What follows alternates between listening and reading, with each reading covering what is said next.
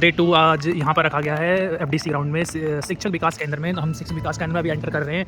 तो आप पीछे बैक का भी देख सकते हो। एंड ये रहा महर्षि दयानंद विश्वविद्यालय रोहतक, जो कि महर्षि दयानंद सरस्वती जी जीवन एवं दर्शन 23 फरवरी का था। तो आज डे 2 शूट कर रहा हूँ मैं। तो डे 2 को आप दिखाएंगे अंदर क्या क्या इसका है। और अभी हम गेट के अंदर घुस रहे हैं करंटली। तो हम गेट के अंदर घुस रहे हैं। तो आप पीछे का बैक व्यू देख सकते हो। एंड अभी ये रहा लिफ्ट। तो लिफ्ट हम सेकंड फ्लोर पर जाना है कॉन्फ्रेंस हॉल पर। तो अभी लिफ्ट अभी ऊपर से आ रही है। तो आप इधर का व्यू देख सकते हो। इधर भी काफ़ी अच्छा व्यू है। एंड इधर हमारे सर हैं। हम सर ब्लॉग शूट कर रहे हैं सर डे 2 का। तो सर आप कुछ बोलो सर ब्लॉग के बारे में। ब्लॉग बना रहा हूं सर डे 2 का। अच्छा डे 2 का वेरी गुड। डे 1 का शूट डाल दिया सर यूट्यूब पर। अच्छा तो हाय गाइस, हम लिफ्ट से अभी एग्जिट कर चुके हैं और अभी सेकंड फ्लोर पर आ चुके हैं। सेकंड फ्लोर पीछे का व्यू ऐसा है। बाकी अभी हम हॉल में एंटर करेंगे। ये है यहाँ पर सिस्टम रूम है। देख सकते हो रिफ्रेशमेंट मिल रही है यहाँ पर, चाय एंड बिस्किट्स। तो बाकी सब लोग ले रहे हैं। कल का आपने डे 1 तो देख लिया होगा। आज डे 2 है। डे 2 शूट करते हैं। तो डे 1 तो आपने देख ही लिया होगा कैसा था।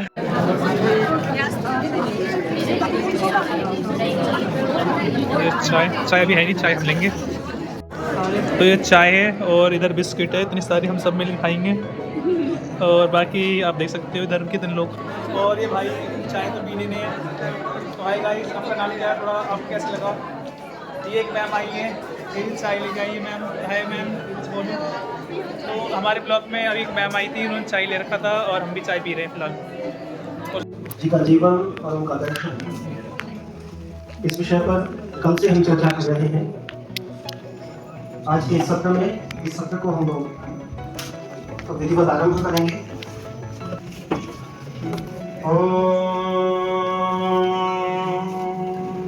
भारत के राजनीति में मंतव्य के रूप में घोषित हुआ, निम्नलिखित था कि कोई कितना ही करे, परंतु जो स्वदेशी राज्य होता है वो सर्वोपरि उत्तम होता है।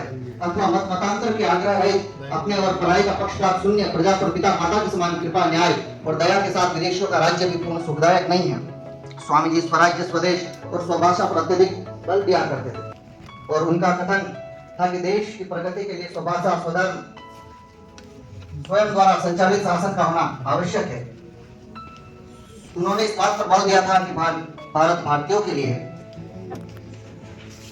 इस प्रकार हम निष्कर्ष रूप में कह सकते हैं कि हमारे इतिहासकारों ने धारणा प्रचलित कर रखी है कि भारत में राष्ट्रवाद की भावना, लोक सत्ता तथा प्रजातंत्र की धारणा उसी समय से फैलने लगी जबकि देशवासी यूरोपीय राजनीतिक चिंतन के संपर्क में आए। परंतु इस पर हम भूल गए कि दयानंद अपने ग्रंथों में राष्ट्रवाद, लोक सत्ता, प्रजातंत्र पर आधारित राज्य शासन की जैसी परिकल्पना की। उसे किसी पाश्चात्य चिंतक से अथवा दार्शनिक से कोई प्रेरणा नहीं मिली थी। दयानंद का हृदय राष्ट्रवाद के प्रखर भाव से भरा हुआ था। उन्होंने देखा कि जो देश किसी समय स्वर्ण भूमि की उपाधि को प्राप्त था, वह आज पराधीनता के कठोर पाशों में बंधा हुआ है और चहुं ओर से पतित अवस्था को प्राप्त हो चुका है।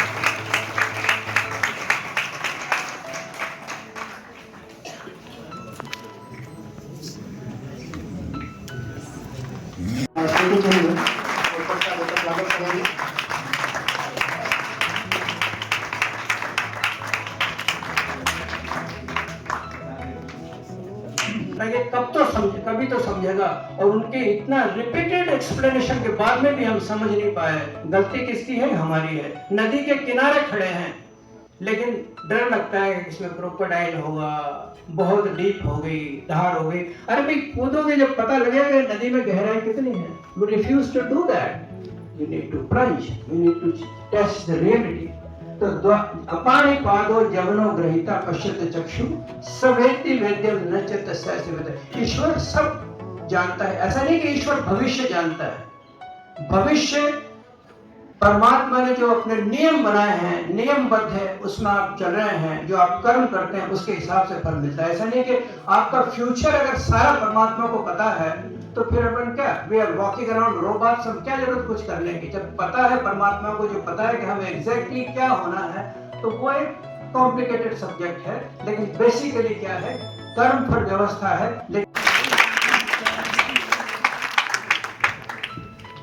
अब मैं मंच पर आमंत्रित करता हूँ प्रोफेसर सत्यपाल सिंह जी हमारे बीच में हैं। चर्चा की कि ऋषि दयानंद के दर्शन पर काम हो, शोध हो, छात्रों को पढ़ाया जाए। मैंने जो आज का विषय लिया है वो भी दर्शन ही लिया है। महर्षि दयानंद का दार्शनिक चिंतन क्या है।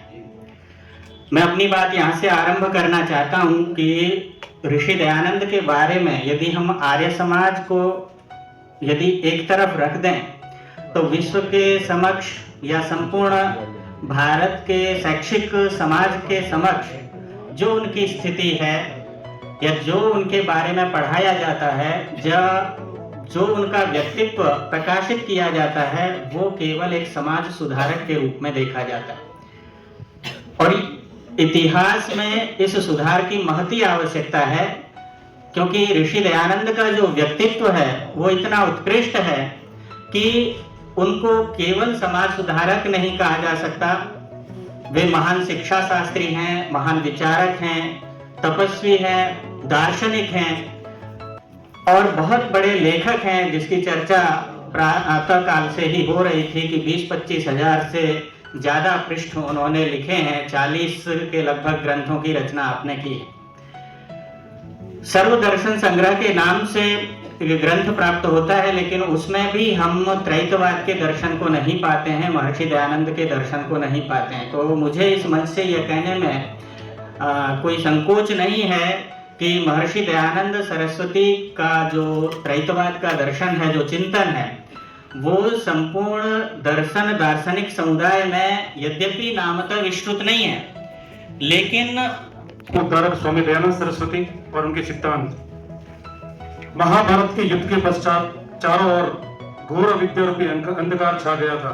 एक तरफ पाखंड के पुजारियों ने अपना जाल फैलाया था, तो दूसरी तरफ विदेशी आक्रांताओं का आक्रमण था। सनातन धर्म पतन की ओर अग्रसर था। अज्ञान अंधकार के घने अंधेरे में मनुष्य जाति अपनी अंतिम सांस ले रही थी। जहां देखें वही विविध मतों, पंथों एवं संप्रदाय के ठेकेदार स्वयं के मत को सत्य सिद्ध करने हेतु मन गढ़ंत कथाएं एवं तर्क प्रस्तुत करते थे। मनुष्य का संपूर्ण जीवन क्या सत्य है और क्या असत्य है, इसका निर्णय करने में ही समाप्त हो जाता था। ऐसे समय में मानव जाति के उद्धार हेतु परम दयालु परमात्मा ने एक ऋषि आत्मा को भारतवर्ष के गुजरात प्रांत के टंकारा नामक गांव में अवतरित किया, जिनका नाम था महर्षि दयानंद सरस्वती। महर्षि दयानंद सरस्वती का जन्म 12 फरवरी 1824 को टंकारा गुजरात में हुआ। पिता का नाम करसनजी तिवारी तथा माता का नाम अमृताबाई था। जन्मना ब्राह्मण कुल में उत्पन्न बालक मूल शंकर को शिवरात्रि के दिन व्रत के अवसर पर बोध प्राप्त हुआ। वे सच्चे शिव की खोज के लिए 16 वर्ष की अवस्था में अचानक गृह त्याग कर एक विलक्षण यात्रा पर चले दिए। मथुरा में गुरु गिरिजानंद से शिक्षा प्राप्त की एवं इस मूल बात को समझा कि देश की वर्तमान अवस्था दुर्दशा का मूल कारण वेद के सही अर्थों के स्थान पर गलत अर्थों का प्रचलित हो जाना है। इसी कारण से समाज में धार्मिक आडंबर, अंधविश्वास, सामाजिक कुरीतियों का जाल फैल चुका था और हम अपने देश भारत में ही दूसरों के गुलाम हो गए थे। देश की गरीबी, अशिक्षा, नारी की दुर्दशा, भाषा और संस्कृति के विनाश को देखकर दयानंद अत्यंत द्रवित हो उठे। कुछ समय हिमालय का भ्रमण कर तप, त्याग व साधना के द्वारा स्वयं को परिपक्व कर पाखंड खंडेनी पताका लेकर हरिद्वार के कुंभ के मेले में कूद पड़े। वे प्रमाण के साथ अपनी बात को प्रस्तुत करते थे। विरोधियों के साथ शास्त्रार्थ वार्तालाप करके सत्य को स्थापित करने का प्रयास किया। उनके जीवन का एक ही लक्ष्य था कि जो सत्य है उसको जान के कुलपति डॉक्टर सुरेंद्र जी, डॉक्टर बलवीर जी एवं सभी जो उपस्थित महानुभाव हैं, उन सबका मैं हृदय से आभार व्यक्त करता हूँ कि वे हर वर्ष स्वामी दयानंद सरस्वती की जन्म जयंती पर इतना भव्य आयोजन करते हैं कि हम कुछ ऋषि ऋण से ऋण होने का प्रयत्न करते हैं। तो इसके लिए मैं हृदय से आभार व्यक्त करता हूँ सभी विद्वानों का जो यहाँ उपस्थित हैं।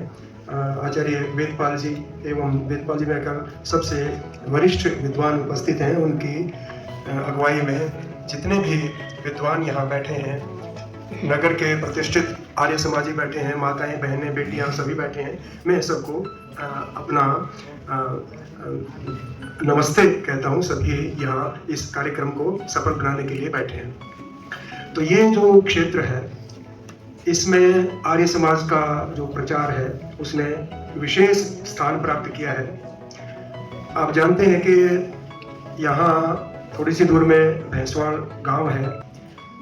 अमर शहीद महात्मा भक्त फूल सिंह जी ने वहाँ 1920 में एक गुरुकुल की स्थापना की थी। गुरुकुल भैंसवाल कला के नाम से जाना जाता था।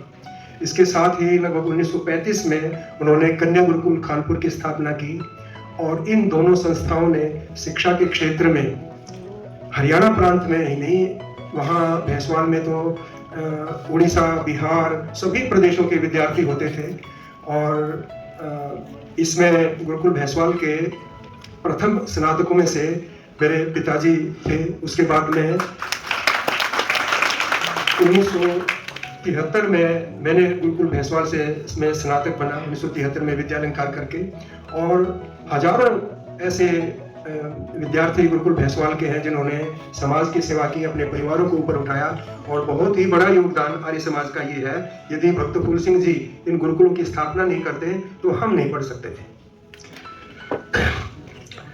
तो आर्य समाज का ये बहुत बड़ा योगदान है। परंतु अब गुरुकुल भैंसवाल का क्या स्वरूप है? समाप्त है। और जो विश्वविद्यालय कन्या गुरुकुल कानपुर था वो विश्वविद्यालय का स्वरूप धारण कर लिया।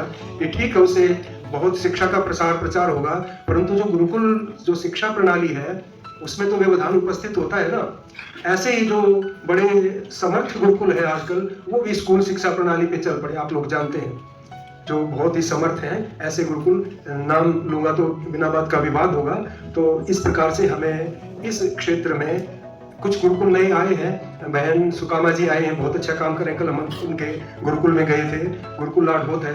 परंतु अब हम जैसा देखते हैं कि जैसा प्रभात आश्रम भूरा झाल के विद्यार्थियों का यहाँ प्रभुत्व इस ब्लॉग को यहीं एंड करते हैं और हमारा ब्लॉग अभी खत्म हो रहा है। आई होप आपको ये ब्लॉग पसंद आएगा। डे 2 और हम ग्राउंड फ्लोर से भी एग्जिट कर रहे हैं, तो आप पीछे भी देख सकते हो। हमने यहाँ से एग्जिट किया है और ये एफडीसी का बाहर जा रहे हैं एफडीसी के। तो आप अभी देख सकते हो यहाँ पर अभी कितना शांत माहौल है, लेकिन मीटिंग अभी कंटिन्यूस है। तो हम अभी हमारी क्लास लगी कैड लैब, तो हम कैड लैब पे आ जाते हैं। आई होप ये ब्लॉग पसंद आए, तो मिलते हैं किसी नए ब्लॉग में।